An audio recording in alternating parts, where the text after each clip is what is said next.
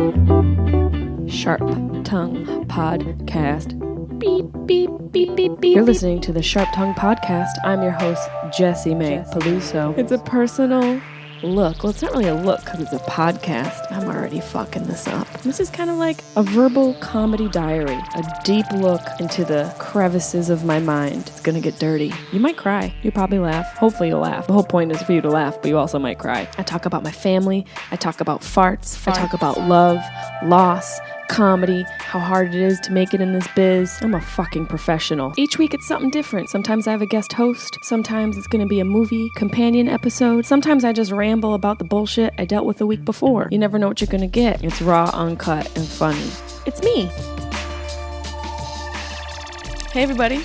Check out our cute little new situation here. Isn't this fun? How's everybody doing?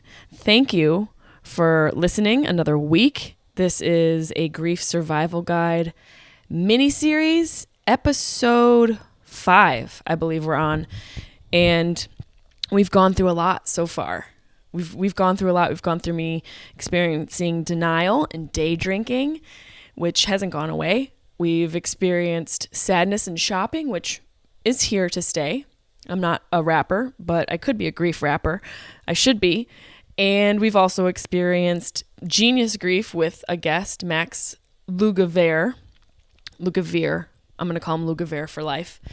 And now we're just going to kind of go over where I've been since the beginning of, September, where I've been since the beginning of time, where I've been since the beginning of December, because I haven't talked to you guys personally since before Christmas.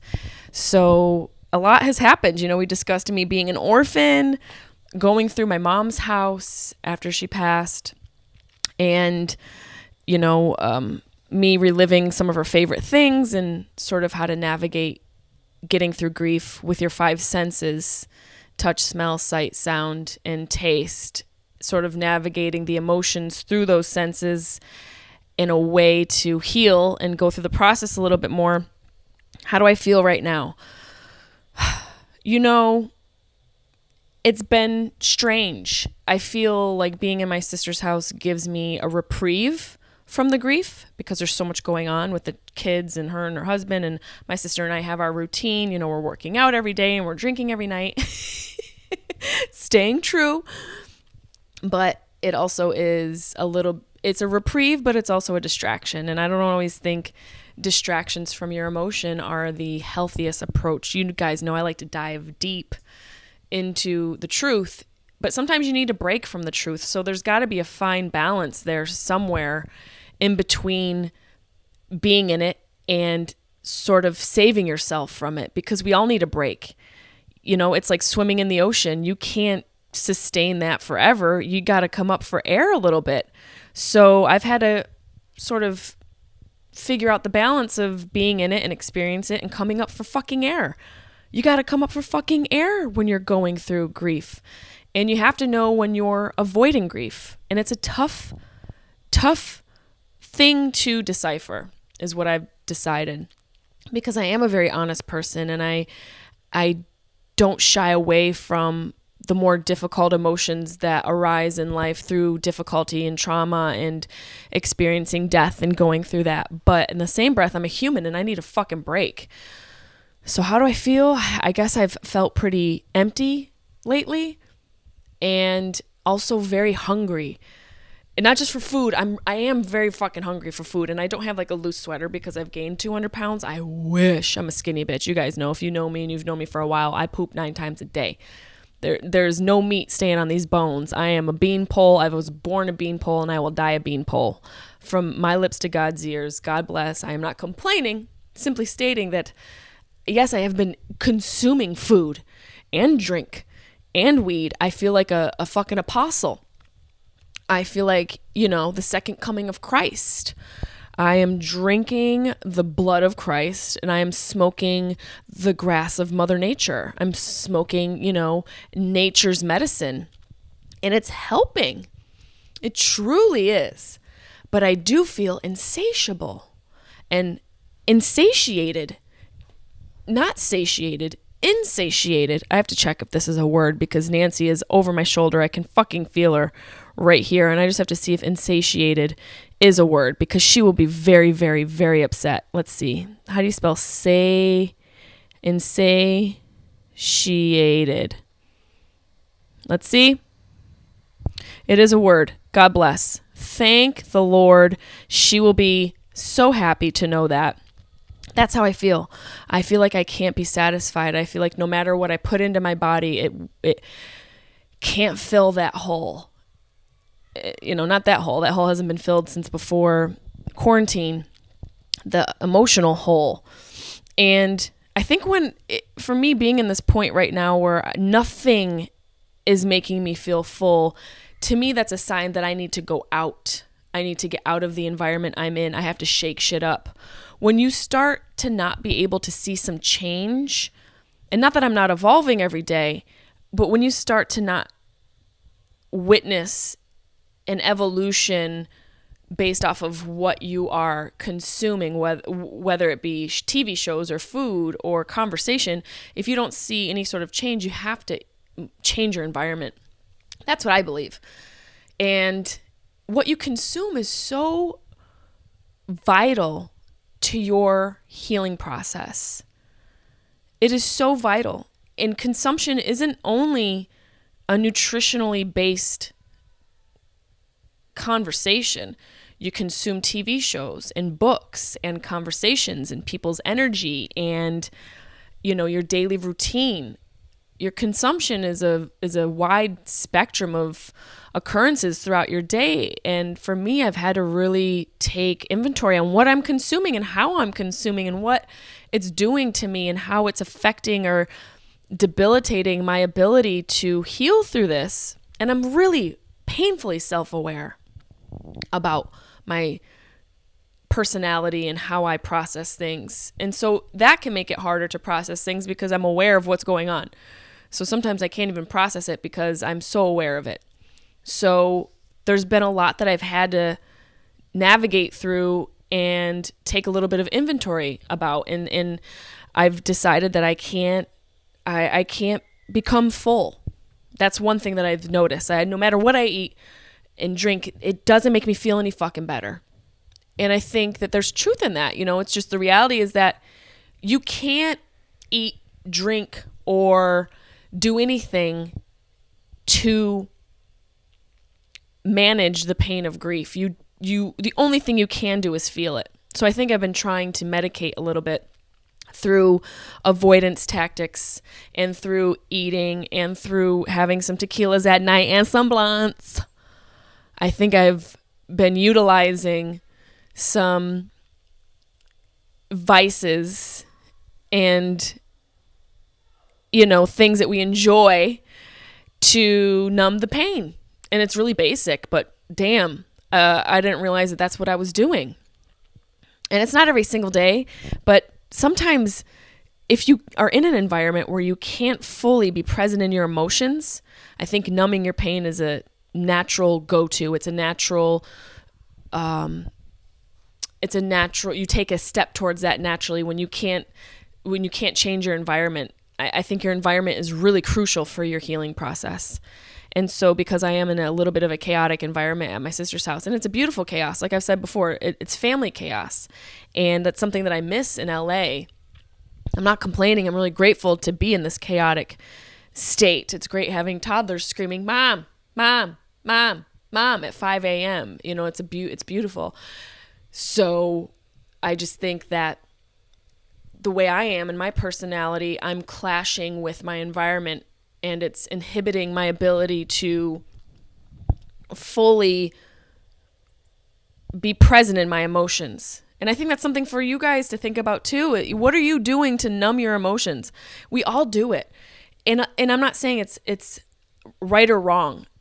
I'm saying to have some self-awareness and take stock of what you're doing and notice the moves you're making and how they're making you feel and how they're making you react to other people. I've been very reactive and edgy and kind of mean, and not mean like outright like I'm punching bitches, but in my mind I think about it, and I don't think that way. What's in your mind is what you put into your grind, and I like to have a healthy mind. And so I felt myself feeling jealous of people who have moms. That's not right.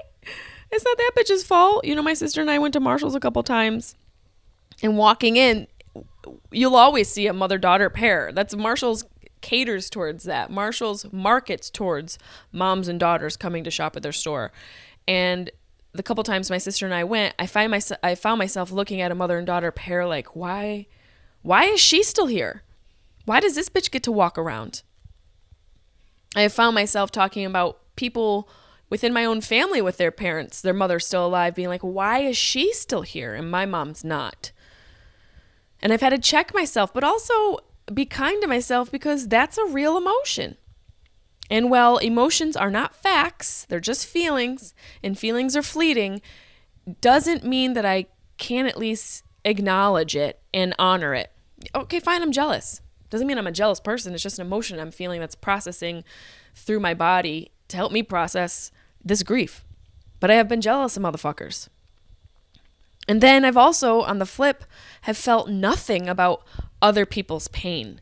When I've heard stories of other people's strife and struggle, there's been instances that is so negating who I am to the core. There's been instances where I have not given a fuck about whoever died. Oh, okay, so-and-so died. Well, sorry. And I don't think, again, there's nothing right or wrong about it. It just is. And I think that sort of happens because it is such a grueling process to go through losing a loved one. And especially because my mom and I were so close, I think that the energy it takes to experience those emotions leaves you with not a lot of energy at the end of the day to give a fuck about anybody else's going-ons. And it doesn't mean that I am an apathetic person. I am not. My mother taught me compassion. My mother, they taught us empathy, even though those are things I feel like are also innate to your person when your soul is conceived, whenever that is. I also think that as a parent, helping teach those sort of approaches to life and characteristics is vital as well for the growth. I have been an empathetic person and a sympathetic person, and I feel compassion, but this is the first time in my life I've been jealous of other people with their moms and also haven't given a shit about other people's strife. That's so not me. And so the only conclusion I can really draw from this is that I'm evolving into another person. Not that I'm going to be like this bitch that's just hating on moms and not giving a fuck if you fall into a pothole in a major city. I'm going to be sad. But I'm shedding things from my previous being, who I was with my mom and dad being alive, to this woman. And I think this is just like literal growing pains in between. I'm kind of in a emotional purgatory, if you will, becoming who I'm going to be beyond my parents physically being here with me. And it's fucking painful, and it's hard, and it's scary. And there's been days when I wake up and I'm like, I don't know who the fuck I am. I don't know what I'm doing. I'm not crying. I'm just cleaning out my eyes. For those of you watching the video, and I truly appreciate it. Please don't forget to like, subscribe, and share with your friends. I just think that it's been sort of eye-opening to see myself feel these feelings, because sometimes it does feel like a bird's eye view, like I'm pulled back from my being, and like I don't know who this person is. I don't know who she's going to become, and you guys are witnessing it firsthand with these podcast episodes, these survival guide mini-series episodes that we're doing, because I'm in it. I'm in it. This is pure raw emotion. It is coming through me, and it is completely raw and unfiltered. And I think that's the only way for people to not feel alone when they're going through it. I experienced a lot of firsts this holiday season, and that's the one thing that people, I think, steamroll over, that they don't even consider. When someone dies, you're going to experience a lot of firsts and lasts. First Christmas without them, first birthday without them, first, special holiday without them. And then you also experience the last time you spoke, the last time you ate together, the last time you laughed, the last time you cried, the last time, there was a meaningful word of advice. And we don't know what those lasts are, because there's no real timeline to this existence that we have. Death is not on anyone's time schedule. So the firsts and lasts are unpredictable. And the one thing, the gift in this experience is that you guys can know that. If you're out there and you have parents who are still alive, know that it will be the last time you talk to them at some point. Know it'll be the last time that you will hug them, that you will have a meal with them. And also know that down the road you will experience firsts without them. That should give you gratitude for the moment. That knowledge should armor you with an open, gracious heart, and a heart that is grateful for what you have in front of you today. And it should help you move in a direction that allows you to share gratitude with others around you without a need for a response or a need for love back or a want of acknowledgement or some sort of martyrship. Now I gotta Google martyrship. Nancy's gonna be, I can hear her, martyrship? Martyrdom. Close enough. Move in a way that is not expecting something back. And hopefully knowing that these firsts and lasts are going to occur in everyone's life, it'll help you move a little bit more fluidly towards the direction of gratitude. And, I experienced a lot of firsts abruptly. I didn't know I was going to lose my mom. She was in the hospital when I was in LA. And so, a lot of my lasts I couldn't control because I couldn't get to her and we didn't know how bad it was going to be. But because she was also in a hospital stay, I had some time knowing that it could go not in our favor to consider that these might be the last time I talked to her or hold her hand. That's why I wrote down her favorite things from the previous episode that we did. I forget if it was in the Survival Guide 2 or 3 where I read the list of her favorite things. I wrote that in the hospital because I thought, I want to know these things and this might be the last time I get it from her. And that's where I talk about being hyper aware. Who's thinking about that? That's why it's hard for me to sleep at night sometimes. My brain is constantly going. But, there was a lot of pain around not knowing what was going to happen and experiencing a lot of those firsts when she was gone. Her first birthday without her 2 weeks after she died, and the first Christmas or the first Thanksgiving and the first New Year's, like all those pivotal end of year holidays. Brutal. Because nobody fucking prepares you for that. There's no book how to live without your parents. Or maybe there is. I probably should look it up on Amazon, but please somebody send me a good book. There's no lesson. There's no class or course you can take on knowing how to navigate through those pivotal holidays and moments that are the first ones without your parents being there. And I think the one way to do it, to survive it and to thrive, is to let yourself feel what the fuck you're going to feel. I felt completely reclusive. I didn't really want to talk to anybody. I told you guys that on Thanksgiving. I didn't really want to see anybody, but I forced myself to be around everybody. And maybe I shouldn't have forced myself. Maybe I should have honored the fact that I didn't want to fucking see anybody, but I didn't. I wanted to be there for my sister as well. I'm not martyring myself. I'm only expressing what motivated me to stay down. And the same for Christmas. I was mad. I was mad and frustrated, and even though I'm with my sister, it felt really fucking lonely because, I talked to my mom every single fucking day and my dad. And that's another thing. Not being able to talk to her. I read early on one of those quotes, and I think I expressed it on this podcast miniseries, about one of the hardest things about grief is not being able to talk to the person of whom you're grieving over.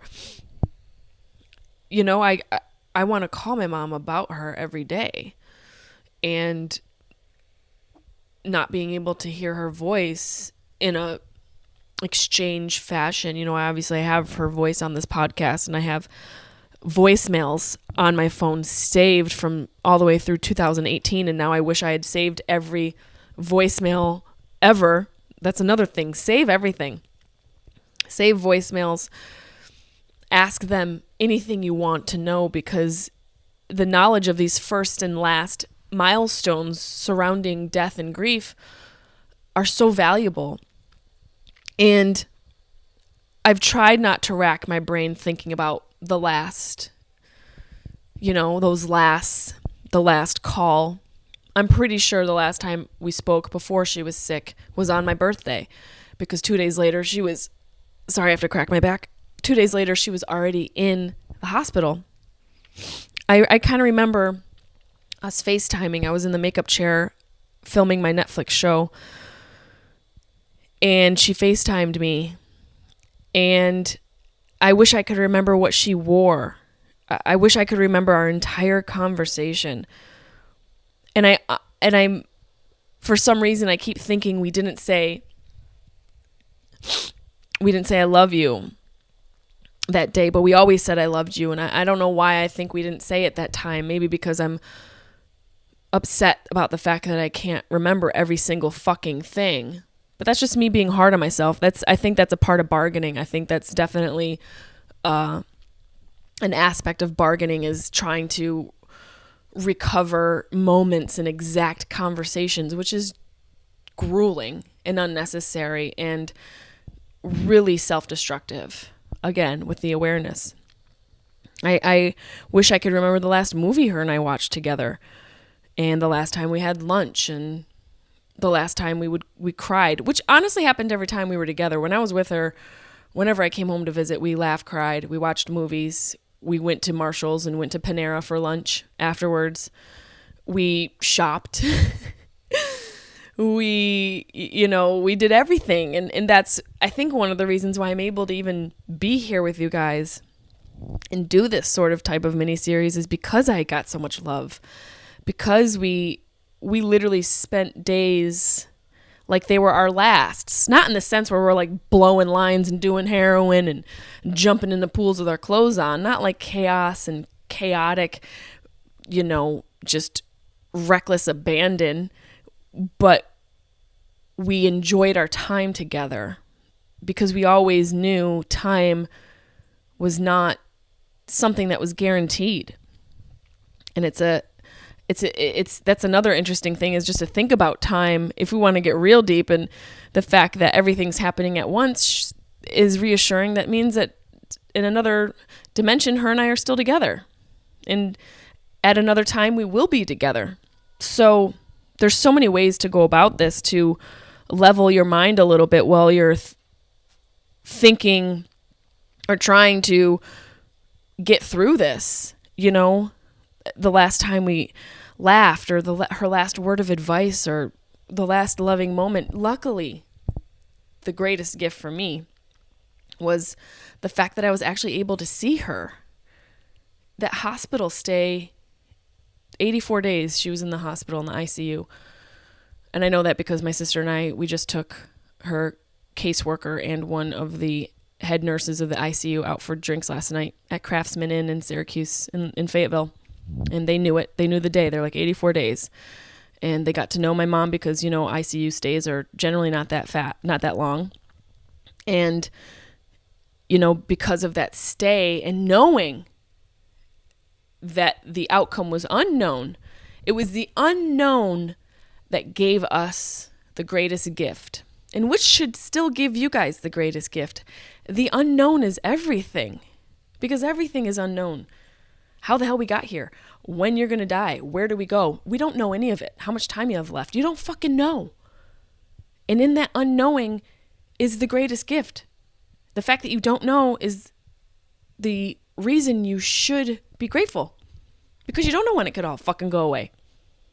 So why aren't you appreciative? Oh, life is so hard. I'm not motivated. I can't do it. Well, really, dude? Really, bitch? Get the fuck over yourself. Realize the gift that is in front of you right now, whether it be your significant other, your mother, your son, your job, your house. Realize how much you fucking got, because it could all be gone, and none of it matters if you don't have somebody to share it with. And I was just fortunate to be able to spend a few weeks with my mom and know that the unknown was the only thing I knew. And because of that, I started to think, I got to know what her favorite things are. I got to tell her how proud I am of her and how hard she's fighting and how much I love her. We told each other we loved each other every time we saw each other. Every time I left the fucking house, even if it was just to go to Wegmans for some groceries, I told her I loved her. That's how we lived. We lived grateful and appreciative. She also drove me nuts and had like an arthritic finger that would come at you, especially after she had a couple boxes of wine, and she She always do this thing when she was drinking. I miss all that. I was grateful for all of it, you know? And because of that hospital stay, and that's where you really have to look at life through two lenses. And this is something that I've learned through my meditation. Yes, motherfuckers, I meditate. Oh, what are you, a new age guru asshole? Yeah, I'm the goofy guru, okay? That's who I am. And I meditate. And it helps me. And there's this really great app. They are not a sponsor, but I'm going to shout them out because they've been saving me through this grieving process. It's called... Great promo. It's called... Oh, wow, I really got to get that. That sounds great. It's called Insight Timer. And the two people who I consistently listen to are David G., that's J-I, David J-I, and Glenn Harold. Consistent. Every day. And David G. has a meditation called Grievances or Miracles. And you have a choice when you wake up and when you deal with things in life to see it as a grievance or a miracle. That is your choice. It is something you attach to the moment, the day, the event, the person. You do that. So in knowing that you have the power to dictate the gift or the grievance is everything. And I, without knowing what was going on at the moment of my mom being in the hospital, chose to look at it as a gift and chose to say everything I could say and be as present as I could be. And sure, there were times I was on my phone for a little bit and yeah, I could get mad at myself about being on my phone, or I could be grateful that I was able to see my mom. You know, that first day I got to her when I had to fly in the middle of my Netflix production, and I was like a baby in her breast, just fell onto her in her hospital room in the ICU, and I lost it. I was just completely sobbing in her chest, and she said, "Baby girl, it's okay. It's okay. We are so fortunate, baby girl. I love you. We are so fortunate, and everything is okay." Most people don't even get that. They don't get that from their mother.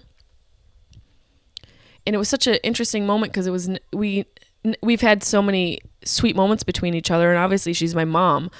She's cared for me and loved me my entire life, but this was a new moment. It was a pivotal moment in both of our lives. And I felt like a baby, and she felt like my mom.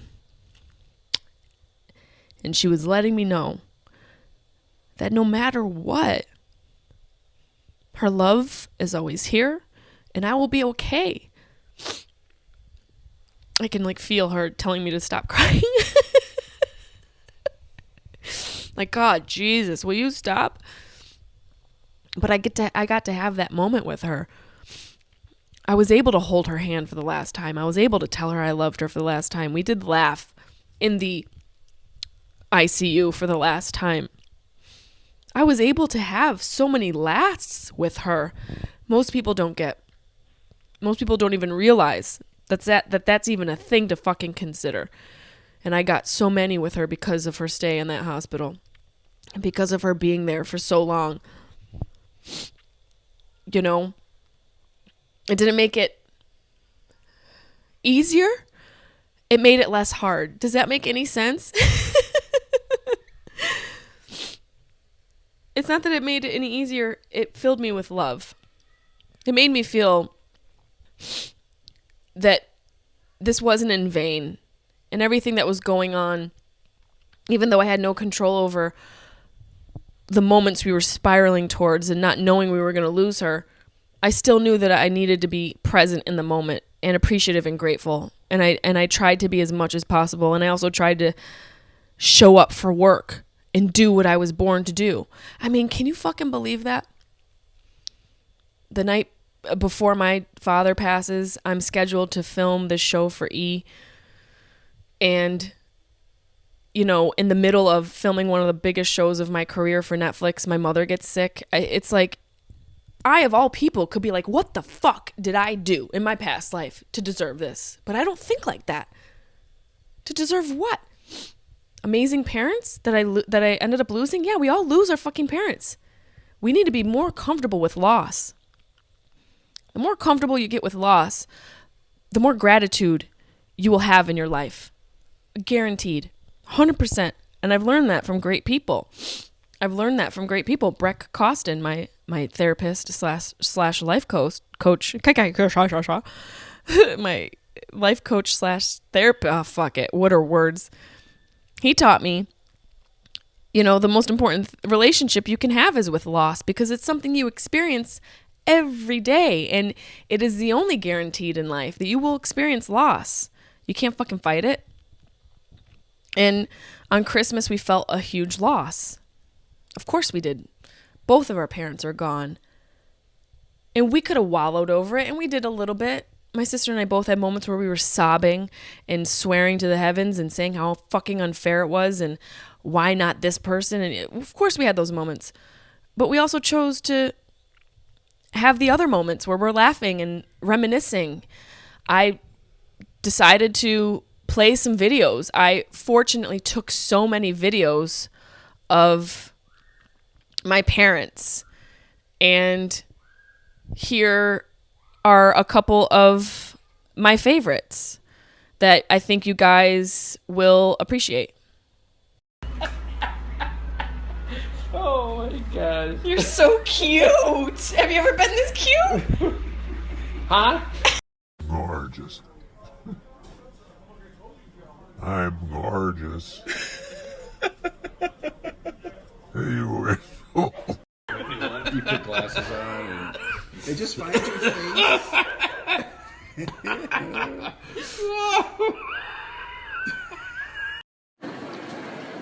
My girl looks so much better in pictures. You're a handsome devil. Mustache. We're twins. I look like a 77-year-old Italian man. Just some quality time with my mom. Huh? You're on your fucking phone.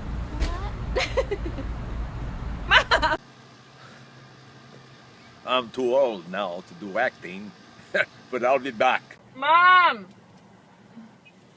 Mom! Mom! If you're listening to the podcast, you can watch the videos on the YouTube video, on the YouTube page, if you want to see those, if you're listening to just the audio version of this podcast. But I decided to listen to videos, and we laughed, and we got a little sad, and we also felt fortunate that we had parents that we loved and still love. You know, and we also went over to one of my mom's best friend's house, Audrey. Shout out to Audrey, who's just an amazing human being and has really filled in a big place in our hearts where we needed it and when we needed it. And we reminisced with her about my mom, and she told us stories about our mom we never knew. Things about we learned about our mom posthumously. I'm gonna make sure I'm saying that word right. She's saying I am. I can feel her saying I did nail that one, and it's a word I love. Posthumously, yes. I remember a man corrected me once and was like, it's actually posthumous. And I was like, that's so cute. Thank you for mansplaining something wrong to me. I appreciate it. Can you just leave? we were able to learn about my mom after her death. And that's the other thing you need to realize about death. There are gifts in it. If you leave yourself open, you can receive all these beautiful gifts. There's so much to experience with your parents and with your loved ones after they die. You just have to keep your mind, your heart, and your soul and your eyes open to it. And I've been reading a little bit. The next miniseries we do, I'm going to try and get the author. Hopefully she's available. I've been reading this book, Signs, The Secret Language of the Universe, written by a medium. You have to be open to that shit. And let me tell you, there's so many coincidences in this book that remind me of my mother. It is jarring. So I'm like, I have to hit up this author and see if she'll do the podcast. If not, we'll make it a book review, and I'll let you know what I learned from it and the signs that I felt that came from this book that I experienced personally. But you have to stay open and keep your heart open if you want to continue to have a relationship with your loved ones after they die, which you totally can. It sounds crazy, but you totally can. Not like you can fuck your husband who died, but hey, maybe you can. I've heard of that. Was it phantomphilia? There's all these words that I'm saying that I'm probably saying wrong. It's like people who are in love with ghosts. I think that's what it's called, where you can actually bone a ghost. Something like that. I think it's where you can these women that are on like TLC, they're like, I got fucked by a ghost last night. Live your truth. But I'm saying you can have a relationship with your loved ones beyond their physical presence in your life. It's very real. I can hear my mom talking to me, not like you can hear a song from a radio or like you guys can hear me on this podcast. It's a sound you can hear through your soul. And that sounds really cheesy. I realize it. But believe me, I am a skeptic, but I'm a skeptic with a huge open mind. And I know that I can hear my mom through my soul. I can feel her in my being. And it could be the weed and some of the tequila, but I think it's mainly my open mind and my open heart. And I've learned so much in this process, and I haven't gotten it right. But again, it's not about right or wrong. It's my process. And the few things that I've learned since I saw you guys in the beginning of December with episode 4 of this miniseries, this being episode 5, some advice I can give you guys for processing the grief. If you can hear children screaming in the background, please excuse me. I'm in a household filled with demons. The one word of advice is to visit their friends. Talk with their friends. And you will discover things about your loved ones, your parents you never knew. Like we went over to Audrey's, and one of her friends said that, yeah, he used to go over and get weed for my mom. And weed that my mom got from me. My mom was just dealing weed. And he said, yeah, she used to call herself Giselle. My mom was over here dealing ganja from the north side, calling herself Giselle. My sister and I, we lost it. We're like, what? Mom called herself Giselle, which is just hilarious. And we never would have known that had we not visited my mother's friend, Audrey. So I think it's important to connect with their siblings and their friends and people in their life, because you will discover things about them. And also, another word of advice, go to places they enjoyed going to. Visit places they enjoyed. And also visit places they always said they wanted to visit. That's a way to carry them with you and a way to continue your relationship with them. I also think another word of advice, to do activities they love to do. If your parents love to hike, my mom never loved to hike. Are you kidding me? She's like, yeah, I'll hike. And then she'll open up the box of wine, drink boxed wine. I listen to Fleetwood Mac radio. I'll drink wine and listen to Fleetwood Mac radio to connect with my mom. I will go to Marshall's to connect with my mom while I'm side-eyeing other bitches with their moms. Yes, I will be. Who the fuck is she and why does she get to be here? But I'm still there connecting with No Pants Nance. Don't hate the player. Hate the grief game. Another word of advice, which I got from my dear friend Arden Marine, my new dear friend, my orphan bestie, she said that she found peace in wearing her mother's pajamas. And so I actually, one of the visits over to my mom's house, I will be going over there after this recording. We have to go in small doses because it's a lot. I got some of her clothing. And I have this like shirt that she used to paint in. And there's all, I love this shirt so much. There's all these like paint marks all over it, which is so anti-Nancy. Can you see all the like the little stains, and there's like bleach splatter marks? She couldn't stand a stain. So the fact that she had this jacket, the shirt that she probably wore specifically when she was doing crafts, really to me, it just let me know that, oh, she didn't mind getting splattered in this shirt. So this is a special little shirt that she would wear when she would do her little fucking arts and crafts. I also got some other shirts and things that I gave her as gifts. I got this, like, look at this. It's like I think it reminds me of a woman who tells fortunes and reads tarot cards. It's like a house coat, a really soft little house coat. And I don't remember her wearing this ever, but it was in the closet and it smells just like her. Oh God, the smell is such a crazy, it plays a crazy trick on you, but then again, maybe it's not a trick. It transports you. You know, I could like feel my mom sniffing her clothes, and then I feel like a fucking weirdo, like Chris Hansen's gonna walk in with the sweet tea and arrest me for sniffing women's clothing. So that's one word of advice. Wear their clothes. As weird as it sounds, it's a way to connect with them. And the more you can connect with them through this process and realize you're not alone, the healthier it'll be. Not easier, the healthier. Another word of advice, which we kind of covered, shop from their stores. You know, there's this place that my mom used to shop from all the time. I have to show it to you. I got magazines from it. She got some magazines delivered after she died. I'm wearing a couple of the rings. It's this magazine. It's called Sundance. I think it's Robert Redford's company. My sister told me that Robert Redford owns it, and I kind of remember hearing that. I don't know if you guys can confirm or deny. I will put the link to the shop in my podcast notes, along with the link to the book and a couple other things.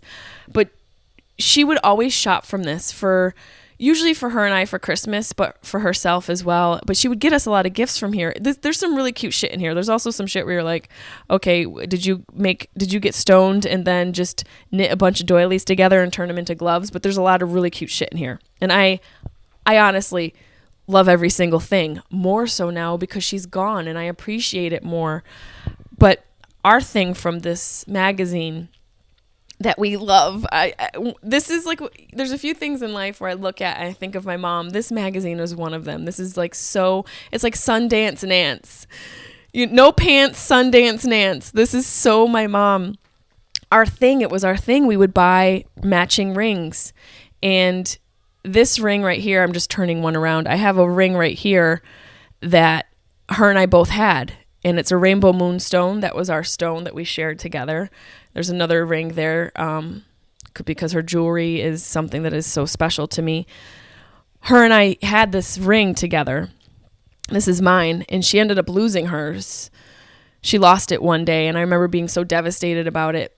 And then we ended up buying a couple more rings. So we have a few matching rings that we got from this magazine. And it's just so special. I know it's such a small thing, the ring, but the No Pants Sundance Nance, really, it's a strong moment in this whole process, and it's helped me. And I literally have leafed, I don't know what you call this, like dog-eared so many pages in this magazine. They're about to get a huge grief shopping request from Jessimae Peluso Pitt. Watch out, Sundance. I'm coming for all of your inventory. The other word of advice and the last word of advice for this episode will be to organize some photos. Get some photos organized. Surround yourself with them. It will be hard, and you can turn the photos down when it's a little bit too hard, but at least have them there as an option. Because forgetting them won't help you heal. Forgetting them and purposely forgetting them is just an avoidance tactic. Like I said, you need reprieve from grieving, but you have to recognize the difference between reprieving, a break, and avoidance. So as long as you can be honest with yourself, do that. Put some photos up and, read some books that'll open your heart and your mind. Read some books about signs. And there's so many things to read that can open your mind about this process. And it's just honestly, it's such a unique experience that you never know what you're gonna get. It's like life literally is like a box of chocolates, and so is death. If life is a box of chocolates, death is a box of wine, and you just gotta crack it open and take a sip and see what she's got, see how she opens up. And the other book I have, which is the continuation of our question, I couldn't believe I found this book after we started this miniseries, is a children's book. Where do people go when they die? Which is what I've continued to ask you guys when we do these mini-series. And I will read a couple from people who have sent me responses. But this book, also, first of all, it looks like somebody got really like high on acid and did the illustrations. It's an association of the Jewish Library's notable children's book. So I guess this is a Jewish book, which, you know, could fall into your beliefs or not. It's just funny. Where do people go when they die? I asked my father. I'm not going to read the whole thing, but they are buried in the ground. I said buried. Who says buried? They're buried in the ground and become a part of the earth and nature, which is kind of brutal. Like, okay, well, your mom's a worm now. Where do people go when they die? I asked my mother. They go to heaven, a place of peace, and they watch from over us from there, which is also kind of creepy just to think of like a big mom or dad in the clouds looking down on you. It's kind of invasive and not, you know, not as ethereal as I'd like it to be. Where do people go when they die? I asked my grandfather. I like how I said, I'm like, we're not reading the book, but I am, because I haven't read it yet. They go into our memories and our stories about them. They become a part of our minds. They become the past. Damn, Grandpa. Lay off the bourbon. Jesus. He's like, they're in the past. Your mom's gone. She's in your memories. Bye. Where do people go when they die? I asked my aunt. This is me. They go into our hearts. They are with us when we cry and when we laugh. They are with us as we grow up and grow old, and they make our hearts strong. Aunt Janet's a stoner. Keep her away from the kids. We're going to read the book. Fuck it. Where do people go when they die? I asked my teacher. They live on in their children, their students, their friends, and all the people whom they loved and cared about. They become the future. See, that's basically what I've been saying. That's funny. I've kind of been saying everything about what mom and dad and grandpa, the curmudgeon and the high aunt and the teacher have been saying. They become a part of everything, essentially. Where do people go when they die? I asked myself. They go to God, who is everywhere. Holy hell, who left the edible jar open? Little Timmy fucking got into it hardcore. Look at him. He's like, they go to God, who is everywhere. 6 years old. He got the wrong cookies. Put a lock on the cookie jar, Mom. Holy hell. In heaven and on earth, in our minds and in our hearts, in the past and in the future, in each of us who remembers them, always. This is a really beautifully written book about death. Congratulations, Mindy Avra Portnoy. And illustrations by Shelley O. Haas, who obviously was on O Acid. This has blown my expectations. I'm sorry that I doubted you. And thank you for actually equating death to it being all-encompassing, because it is. I want to tell you guys a quick story before we go. I was, during the holidays, as I would do, feeling reclusive, I'd come up in the room. This is a room I'm in my sister's guest. This is a guest room. And I'd lock the door because I wouldn't want the kids to come in. And I didn't think about it this time. I came up because I was just so upset and feeling sad. I think it was actually on Christmas Day Eve. And I forgot to lock the door. And I came in and I laid down on the bed and I was watching TV just trying to escape. And the kids came in. They knocked. I've taught them to knock because I run a tight fucking ship here. Don't you think you can just come in here? Also because I have weed everywhere and I don't want their little sticky fingers on the wrong candy. They came in and I was like, guys, I don't want you in here. And I told them to leave. And I said I was sad. And, you know, they're aware of mommy and I crying every so often because they understand that mammy is gone, you know, and they repeat what we've said about it. You know, where do people go when they die? You have a somewhat of a script. I'm like, they're in the yard. I'm just literal. I'm like the grandpa. I'm like, they're in the past. They're never coming back. Give me the scotch. I told Elliot I was sad and that I missed Mammy. And I was laying on the edge of the bed. And Elliot said, well, if you miss Mammy, you can look at this. And he pointed to the little Christmas tree that was from my mom's house. And he said, you could look at this and think of Mammy. And then he pointed to the wreath that's over the bed. He's like, if you miss Mammy, you can look at that and think of her. And if you Miss Mammy, you can look at the bells, which I made a big deal about all the bells in this room being special. He said, you can look at the bells and think of Mammy, you know? And I started to cry because I thought it was just so beautiful that he remembered how important all her stuff was. And the reason that we put the stuff in this room was to think of her, and that he said that. And I started crying. And then Elliot started singing Christmas carols. He started walking around the room. Elliot, who was 4, and Karina, who was 3, Elliot started singing Christmas carols and walking around the room. And then improvising songs about my mom to cheer me up. And he said this to me. He said, you just need to look around and remember that Mammy is everywhere. She's all around you.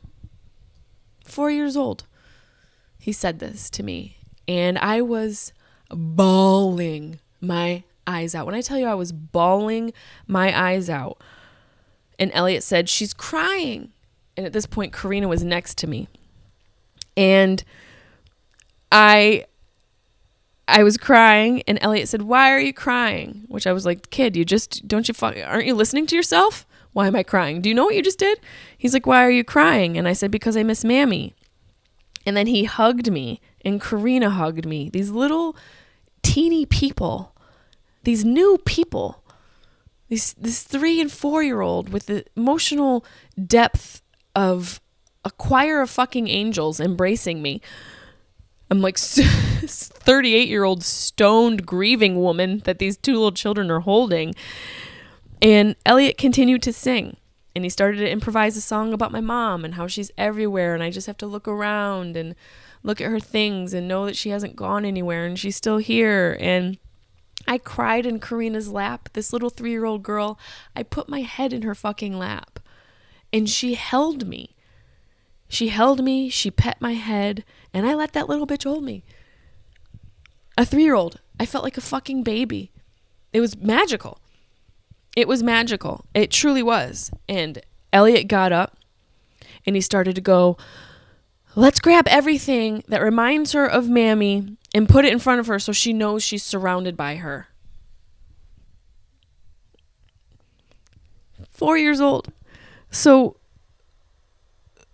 Karina grabs the picture next to my bed that's of my mom and I, which I gotta grab it now. Hold on, let me grab it. Where is it? Oh, I put it in here. Hold on. I got it. Sorry, guys, I should have had it ready for you.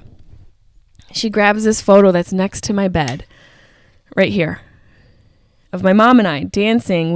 This is when we took our road trip to across the country, and we found a log and we danced to the song from Dirty Dancing, and we did the Dirty Dancing log dance together. And Karina grabbed this picture and she pointed to us, and she points to me and she goes, you weren't crying here, and Mammy isn't crying here. You should think of that. You were happy. You should think of that. Because Mammy's not sick anymore. Mammy's in heaven. I'm like, did you guys get into my edibles? I was fucking floored. And then she said, you could put pictures all around to look at. You could frame all these pictures to look at. And Elliot said, quick, we have to grab everything that reminds her of Mammy and put it on the bed. And that's what they proceeded to do. And normally I'm a very anal person. I like things where I like them, and I'm very specific. But I was so emotionally distraught that I let them just go around the room, and they started grabbing all of my mom's decorations and going, does this remind you of Mammy? And I would say yes. And then he put it on the bed.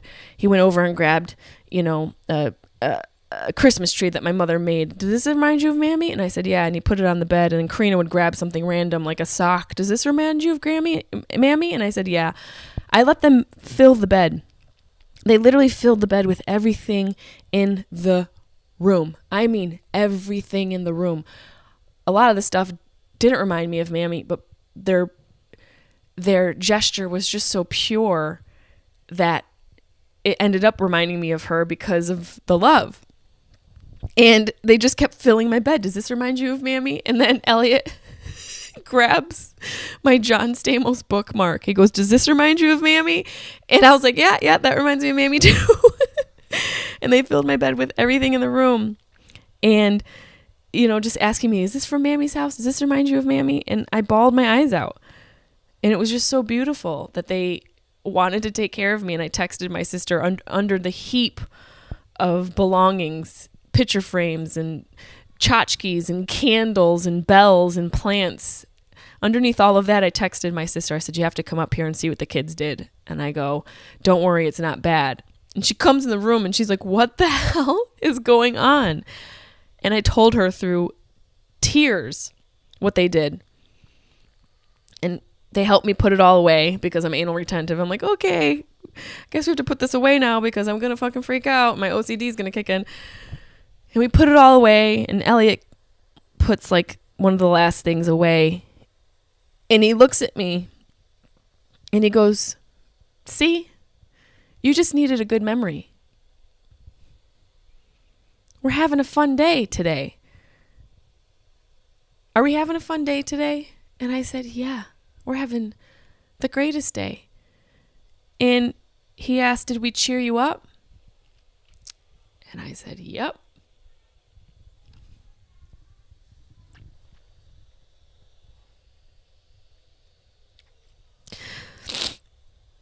I said, yeah, you little fucking demon, you did. And I can choose to believe that it just was the repetitive nature of how children learn and them divulging what they've heard us say.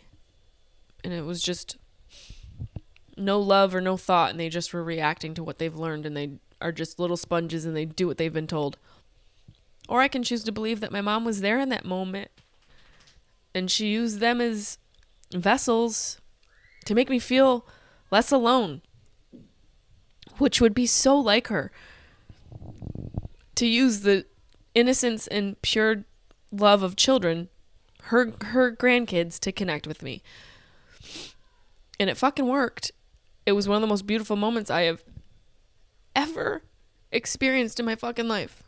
Besides the moment that John Stamos replied to me on Twitter. This is a fucking close second. This is probably, this is a second. The Stamos one is first, but this one's a tight second. There's beautiful moments. Stay open to them. And be grateful for the people in your life who are still there. And know that the emptiness is a part of you becoming whole again. Know that the emptiness is not eternal. That it's okay to feel empty. It's okay to feel insatiable. And to lean on your friends. And not all moments will bring you down. I've received a lot of amazing gifts. Debbie Della Rosa, my assistant, sent me a beautiful globe with dragonflies in it, and I've gotten many cards and flowers and candy and gifts from some fans and family. Beautiful things. And then I get this. I got this. And then there's this. One of my dear friends sent me a pillow with my mom's face on it. Okay, miracles do happen. You can choose a grievance or a miracle. This is a miracle. This is from my girl, Brittany Furlon, Tommy Lee's wife. This is what Tommy Lee has to deal with day in and day out. This bitch said, I want to send you something special. And this is what she sent me. A pillow of my mom's face. And my sister and I opened it.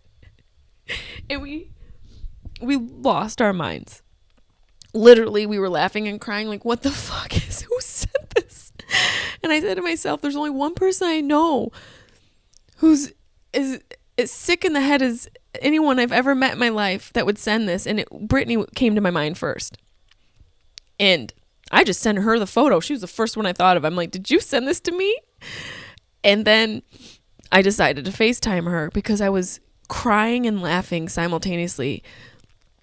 I was crying and laughing so hard. And I said, this is the craziest, most beautiful thing anyone's ever sent me. And she said, I just wanted you to be able to talk to her and snuggle her and still be with her.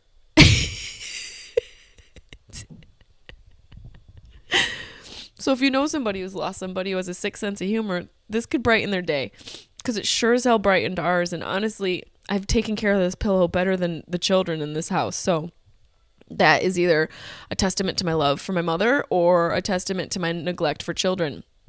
You be the judge. Grievance or a miracle? It's a fucking miracle, you guys. Life is a miracle, and so is death. You just have to be open-minded and see the miracles. And I hope I helped you do that today. I helped you realize that you aren't alone, and that through the process you will continually get gifts. I don't know if you're going to be lucky enough to get gifts like this, but you play your cards right, and a no pants Sundance Nance could show up on your doorstep. Well, not a photo of my mom, unless you want it. Should I put this on my merch page? Send me a message. Tell me if I should put this on my merch page. I will put the link for the book signs in the description, the podcast notes. I'll put the link for the Sundance magazine there as well. Also, don't forget to ask, where do you think we go when we die? Don't forget to send me your ideas for that. Email them to Jessimae Peluso comedy@gmail.com and let me know what you think. Tell me what you think, where you think we go when we die, and I could read yours on the podcast. Let's see if we can get a couple here. Kimberly Boya. Did we already read hers? I feel like we read hers, and she told me not to say her name with me at the end of it. Oh, maybe I already read hers. Sorry, guys. Hold on. Here we go. Where do we go or we die? I'm listening to part 3 of the grief survival guide, and you just mentioned you wanted us to send in our thoughts of where we go when we die. It's a hard concept for me. From the time I was 14 to now I'm 29, I've had a hard relationship with myself and a very hard time in high school with harming myself for years, and had problems with pills, attempted suicide, 5 obviously unsuccessful times. I've always thought that not being here was better than being here. I've always thought that if I did whatever I was going to do, not being here would just make the pain go away. But since I've graduated and gotten away from the atmosphere and the people that made me feel those things and think those horrible, painful thoughts about myself, I've come to believe that life is okay and life is meaningful. And I've learned even though people may die, they're never truly gone, because I believe when a person dies, they go wherever the people who love them need them to go. Anyone I've lost, I need to be a certain place, they're just there, always, no matter what, they're always there when I need them to be. So I believe your mom and dad, or wherever you and your sister need them to be, they're going to travel with you both everywhere, and they will never be away from you ever. Just like that prayer card you read off as I listened to the podcast. It's a perfect statement, and I hope it brings you comfort and solace. I hope your niece and nephew carry their grandparents with them.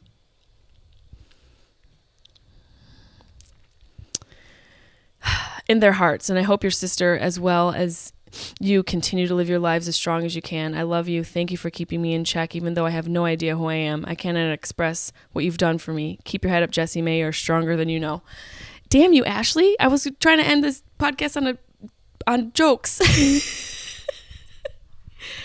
How is it that I always manage to read the ones that correlate with what I talked about in retrospectively, which is so strange. Thank you, Ashley, and I'm glad you're still with us. I don't think I've read this one before, but it really landed true to what we spoke about. And No Pants Sundance Nance thanks you too. She's obviously speaking through her grandkids. So thank you so much. I love you guys. You will survive this. You will thrive this. And just remember, you can choose a grievance or a miracle. It's your choice. How are you going to choose today? Have it your way, bitch.